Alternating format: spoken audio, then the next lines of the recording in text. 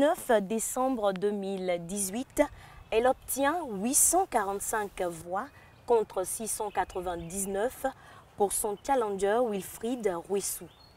Elle devient ainsi la première femme élue présidente à la tête de la FNEB, la Fédération nationale des étudiants du Bénin, et ce à seulement 21 ans. Son nom, Godline Agbidinoukou. Ses challenges au cours de son mandat et les objectifs qu'elle compte atteindre, elle a décidé de nous en parler à travers cet entretien. Bonjour Godline. Bonjour Madame la journaliste. Comment vous allez? Très bien chez vous. Ça va, heureuse année?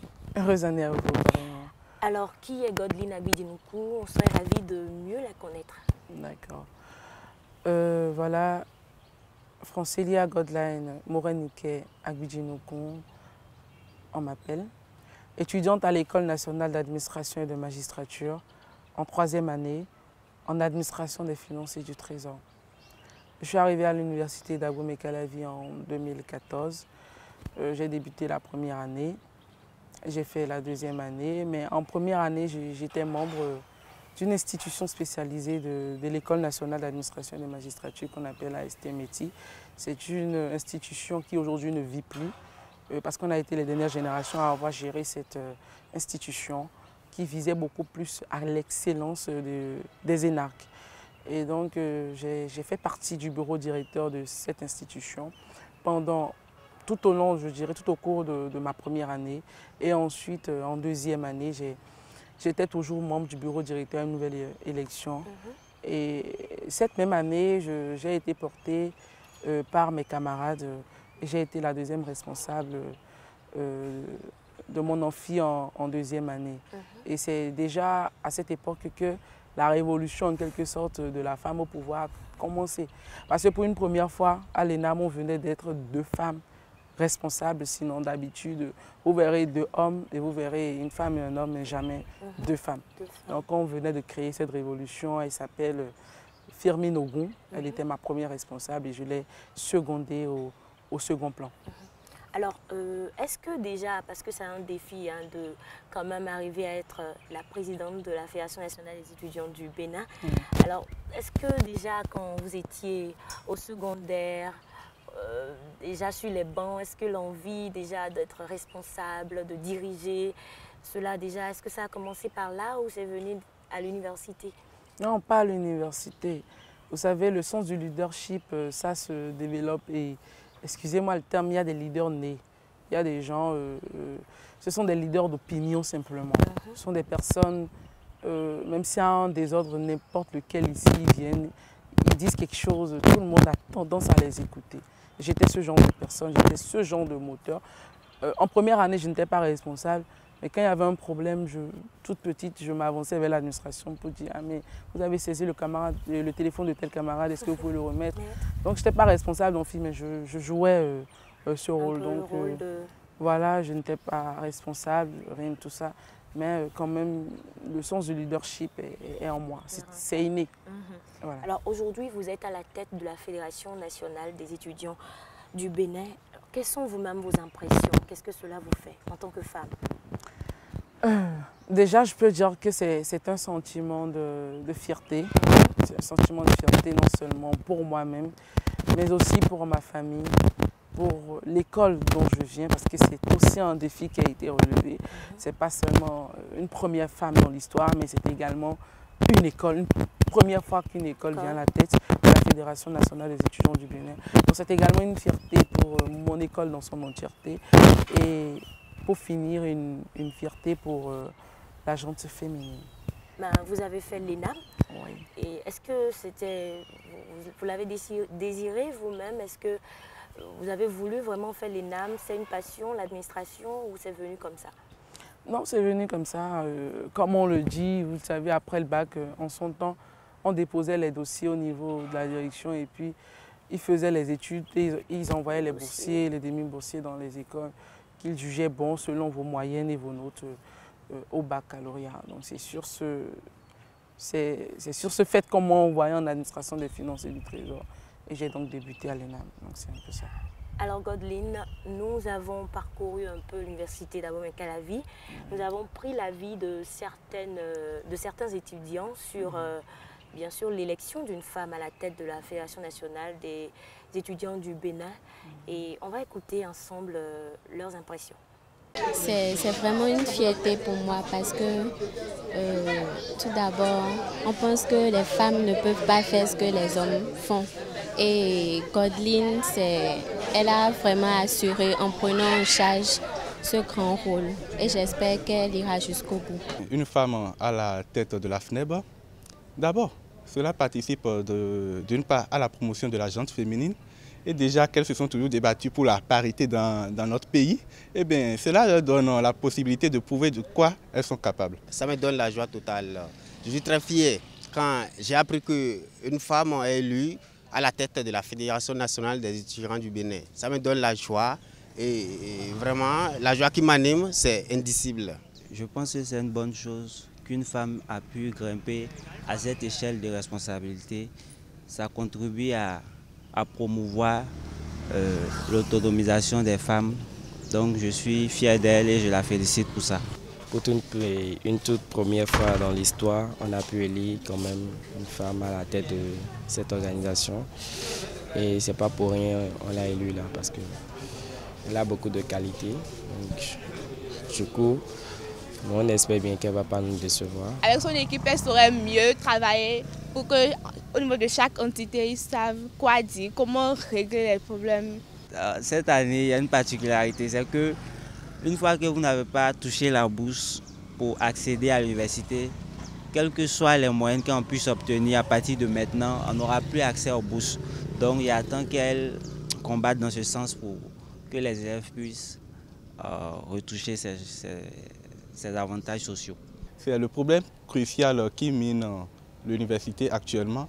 Donc si elle peut déjà interpeller les responsables à divers niveaux qui ont un lien avec le dit domaine, elle peut déjà participer, comment dirais-je, avec courage à cette réussite. Elle doit aussi se battre aussi pour l'amélioration aussi, c'est-à-dire que quoi, de la nourriture au resto universitaire aussi, ça aussi qui est un grand pas aussi. Et je pense qu'elle elle doit être aussi à l'écoute des étudiants et des étudiantes. Aussi les bus. Vraiment, moi, je viens actuellement de prendre le bus, mais je vais vous dire que c'est pas la joie.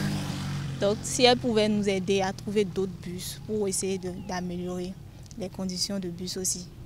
Et à part ça, peut-être, je sais pas, peut-être les cabines aussi. On voit qu'on reste souvent à 4 dans les salles. Il n'y a pas assez de sécurité. C'est une fierté pour nous, parce que c'est une femme responsable, une battante. Elle a les mots qu'il faut, elle a la tête sur les épaules. C'est une fierté pour nous, on est fiers d'elle. Qu'elle ne lâche pas, qu'elle fonce et puis on est tous derrière elle. Alors voilà, Godline Agbidinoukou, nous venons de suivre ensemble, n'est-ce pas, l'élément. Quelles sont déjà vos réactions par rapport aux interventions des étudiants? Voilà, en général, ils sont contents, d'accord, qu'il y ait une révolution. En ce qui concerne ma personne à la tête de la Fédération nationale des étudiants du Bénin. Et en dehors de ça, ils ont des attentes. Et c'est normal. Parce que quand ils portent quelqu'un, c'est justement pour que cette personne aille les défendre partout où besoin se fera sentir. Donc voilà mes impressions après. Alors, ils ont des attentes et je suis persuadée que vous aussi, vous avez des objectifs à atteindre pour quand même montrer que vous avez été une femme à la tête de la fédération. Alors, quelles sont déjà tout de suite là, les urgences de l'heure que vous pensez quand même résoudre? D'accord. Je vais même me référer à leurs propos. Ils ont parlé de plusieurs points qui sont essentiels et qui sont déjà pris en compte. Je vais toucher d'abord le domaine du transport. En ce qui concerne le transport, je ne sais pas. Hier, à l'embarquement du soir, on a fait une petite descente où ça n'a pas été facile. On a exigé à ce qu'il n'y ait pas surcharge hier dans la soirée, ce qui a fait que les bus sont démarrés après 20h. Oui. Après 20h, les étudiants étaient très contents. On a pu obtenir ce qu'on voulait. Et le problème véritable, c'est quoi? Actuellement, nous avons 5 bus, on a fait l'état des lieux, on a 5 bus. Et plus on les surcharge, plus on est sûr que d'ici là, on n'aura pratiquement plus de bus. Et donc le mieux serait qu'on multiplie les voyages. C'est-à-dire qu'au lieu de prendre 150, 200, 300 étudiants dans un même bus, qu'on scinde le groupe en deux, qu'on fasse un premier voyage et qu'on revienne. Et avec le COUS, on a discuté, ils m'ont dit aujourd'hui, on verra l'effectivité de ceux-là. On sera sur le terrain et on sera, comment je vais dire, à cheval sur ça. On va pas faire de cadeau. On va pas faire de cadeau. Ils nous ont promis cela et on veut contrôler l'effectivité de ce qui a été promis. Donc à partir d'aujourd'hui, plus ou moins, on a pu obtenir cela déjà, qui est plusieurs voyages si l'effectif est pléthorique. En ce qui concerne les bourses, les allocations, c'est le point le plus fâcheux actuellement. Et je pense que c'est le point même, le point que le camarade a soulevé, c'est le point le plus sensible. Et c'est ce point que nous allons attaquer et nous irons point par point pour obtenir gain de cause. Et donc, quand il dit, peu importe ta moyenne quand tu passes de première en deuxième année ou de deuxième en troisième année, tu n'as pas de bourse. Si tu n'as pas de bourse à l'entrée, tu ne pourras plus bénéficier. Et moi, je dis que ça n'a pas de sens. Ça n'a pas de sens dans le sens où on ne peut pas comparer une évaluation de 3 jours à une évaluation de toute une année. Encore que le niveau d'un élève ne se juge pas en réalité à travers le baccalauréat. Je suppose qu'un élève qui a eu la chance de traiter une épreuve et qui tombe sur cette épreuve au baccalauréat et pas fait de travail, il a peut-être 14 de moyenne. Ça ne prouve en rien son excellence. On a vu des premiers au baccalauréat, des deuxièmes qui entrent à l'université et c'est un véritable problème pour eux, ils n'arrivent pas à s'en sortir. Pendant ce temps, un élève qui a eu 10 de moyenne au bac, peut-être en raison d'une situation ou une autre et qui entre sans la bourse, arrive à s'en sortir à l'université parce que c'est deux mondes bien différents. Voilà, donc on ne peut pas accepter ce genre de choses. On aura les arguments nécessaires pour démontrer à l'autorité que en ce qui concerne ces décisions, il y a une faille énorme. Alors Godline, en dehors de ça, oui, vous êtes maintenant à la tête. Vous avez certainement un plan d'action, parce que c'est tout un mandat. Hein. Alors quels sont les projets, qu'est-ce que vous comptez faire à long terme? D'accord. On a 12 mois et on a, je peux dire, un calendrier bien chargé. Et quand je le dis ainsi, c'est pour tout de suite annoncer notre première activité. Et cette première activité aura lieu soit la première ou la deuxième semaine de février. Et c'est quelque chose, je crois, qui n'a jamais été fait. Voilà, c'est un... L'activité va s'accentuer sur quoi en réalité? Voilà. Avant d'annoncer l'activité, je voudrais dire que si on prend le monde estudiantin, ça se scinde en deux volets. Il y a le volet académique et il y a le volet social. En ce qui concerne le volet social de l'étudiant, vous l'avez entendu, les bus, la restauration. En dehors de ça, même notre cadre d'études, les amphithéâtres sont vétustes, non seulement ça, il n'y a pas d'aération. Vous allez dans des amphis, les camarades sont avec des éventails. En dehors de ça, vous asseyez au milieu d'un amphi, mais vous ne percevez rien de ce que l'enseignant est en train de dispenser comme cours. Et donc, les speakers ne sont plus de taille, d'accord? Et il faudra un système de sonorisation réel dans les amphithéâtres afin qu'on puisse entendre ce que le professeur est en train de dire. Parce qu'on ne va pas venir à l'université dans des conditions déplorables, rentrer dans des conditions déplorables. Et je vais dire le plus important pour lequel on vient, on n'est même pas capable de cerner. C'est pour cela que nous avons réfléchi au sein de notre bureau et nous nous sommes dit que je suis toujours en train d'annoncer l'activité. Nous nous sommes dit, voilà, est-ce que nous allons continuer par tout attendre de l'État? Il faut le dire, il faut le dire. Nous sommes dans un pays dont l'économie est basée que sur la fiscalité. Nous ne sommes pas un pays à revenus intermédiaires. Et donc, même si je le dis, pas que je me porte en avocate de qui que ce soit, mais ce sont les réalités du terrain. Et donc, même si l'État voulait tout faire, l'État ne pourra pas tout faire à la fois. D'accord? Et c'est en ce sens que nous nous sommes dit, ok, si tel est le cas, l'université c'est grand. Et l'investissement qu'il faut pour l'université n'est pas du tout à minimiser. C'est pour cela même d'ailleurs qu'avant, les universités étaient régionales, parce que les États n'ont pas la capacité de faire face aux nécessités qu'engage réellement toute une université. Alors, nous nous sommes dit, nous allons lancer une mobilisation de ressources, mais pas comme les autres. Quand je dis pas comme les autres, souvent, on assiste à ce qu'on appelle un téléthon, où on ouvre un compte bancaire, on dit voilà, que les âmes de bonne volonté puissent sur le compte. Mais on remarque souvent que ça, c'est voué à l'échec.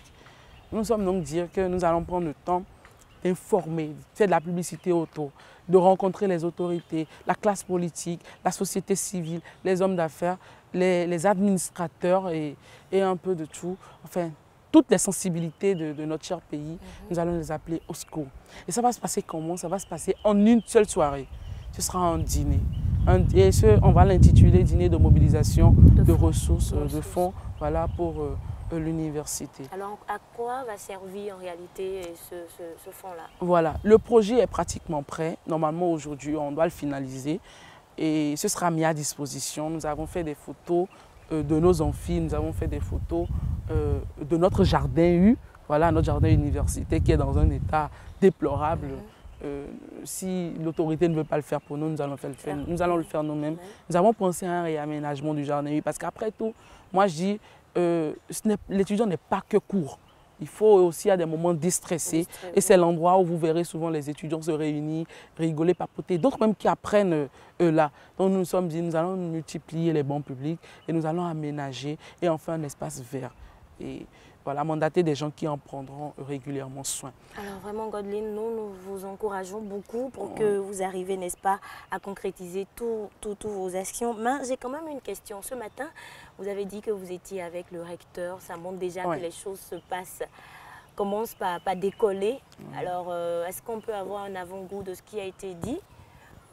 Quelles sont les décisions que vous avez prises ensemble avec l'autorité rectorale?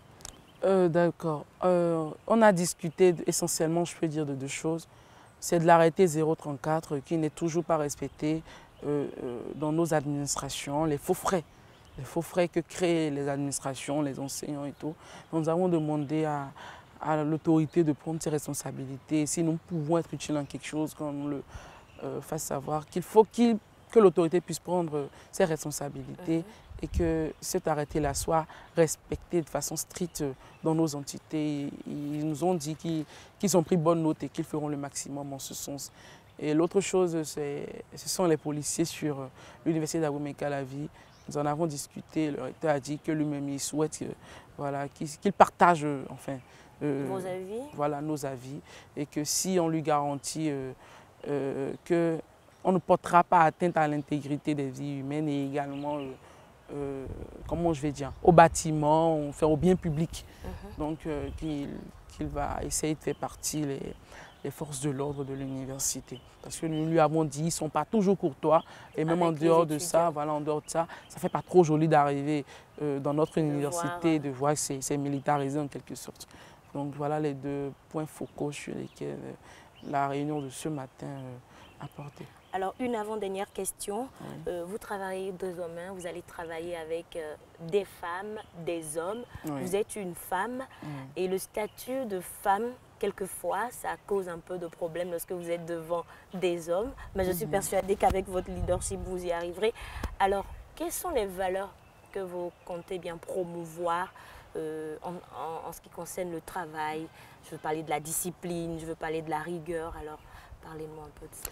D'accord. Quand on est en équipe et qu'on a un travail à faire en équipe, je le dis toujours, c'est l'humilité. Il faut savoir se faire petit. Je le leur dis souvent, personne d'entre nous n'a plus de légitimité que l'autre. Que l'autre, d'accord. On est tous allés aux élections, on a remporté, bien qu'il y ait une hiérarchie qu'il faudra respecter. Et je me mets sur le même piédestal que tout le monde. Ce sont mes potes, comme je le dis, sont mes gars. Il n'y a pas que le travail qu'on partage ensemble, bien d'autres choses. Donc, il y a cette harmonie-là qu'il faut cultiver. Voilà, il faut cultiver. Il y a l'humilité également. Et d'autres choses, il y a, comment on appelle-t-on, l'esprit d'équipe qu'il faut vraiment réveiller et leur faire savoir que oui, ici, ce n'est pas la cour du râteau, mais c'est une équipe. Et qu'il faudra qu'on puisse travailler en symbiose. Vous voyez, donc... en dehors de ça, comme valeur, je dirais, il y a la rigueur dans le travail. Ils savent, quelqu'un qui vient en retard à une réunion, c'est 100 francs. Il faut enrichir la caisse. Quelqu'un qui s'absente de façon non justifiée, c'est 200, ils le savaient. Ils l'ont fait hier. Hier, il y avait des retardataires, ils l'ont fait. Aujourd'hui, pour la réunion du recteur, il y avait des retardataires. J'ai déjà notifié au Trésor général. Il faut... Parce que je vais lui demander des comptes. Oui, oui. Quand même, je vois ceux qui viennent en retard. Si, à la fin de la journée, je lui dis, mais qu'est-ce qu'il y a? Il me dit... Prendre tes responsabilités, c'est tout. Voilà. Alors, merci beaucoup, Godline Agbidinoukou. On garde deux choses essentielles, l'humilité et la discipline. Oui. Moi, j'ajoute simplement la rigueur au travail. Et bien sûr, l'harmonie. L'harmonie, parce que pour pouvoir travailler en équipe, il faut bien sûr l'harmonie. Godline Agbidinoukou, merci encore une fois de nous avoir accordé ce temps. Accorder ce temps, bien sûr, à la Web TV, Web Radio de l'UAC. C'est déjà un challenge d'être une femme et d'être à la tête de la Fédération nationale des étudiants du Bénin. Nous ne pouvons que vous souhaiter d'être très forte, d'arriver à atteindre vos objectifs et nous croyons sûrement en vous. Merci. Alors, merci encore une fois. Merci à vous.